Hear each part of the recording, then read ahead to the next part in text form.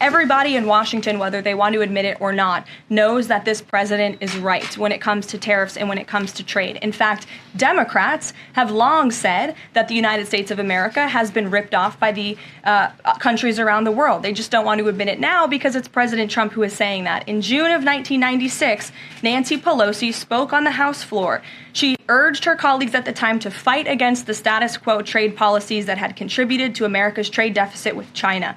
In fact, Nancy Pelosi said, "How far does China have to go? How much more repression? How big a trade deficit? How many jobs have to be lost for the American workers?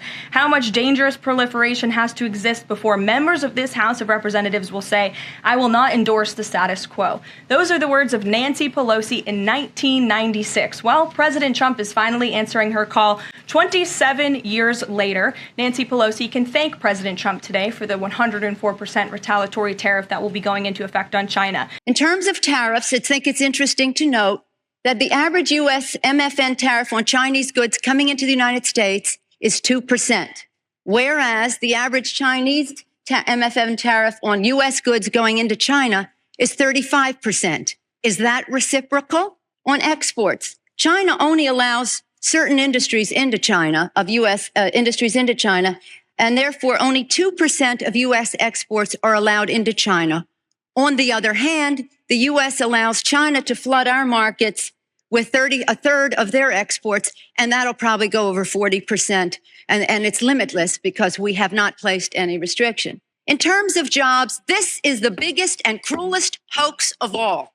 Not only do we not have market access, not only do they have prohibitive tariffs, not only are our exports not let in very specifically, but China benefits with at least 10 million jobs from U.S.-China trade. The president in his statement, and if there's one message that I want our colleagues to understand today and our constituents, is that on this day, your member of Congress could have drawn the line to say to the president of the United States, do something about this U.S.-China trade relationship that is a job loser for the United States. In 2007, Chuck Schumer spoke of our nation's crippling trade deficit, saying these are the kinds of records the American people don't want us to be breaking. The administration needs to move beyond words, take action now to reverse a trend that threatens our prospects for future economic growth. And Chuck Schumer said that in 2007. Finally, in 2025, President Trump is taking action. Recently defeated Democrat Sherrod Brown said on deficits in 2012 that our deficit then at China had reached an all-time high, and it was on pace to recede last year's record. The trade deficit had cost American workers millions of jobs at the time.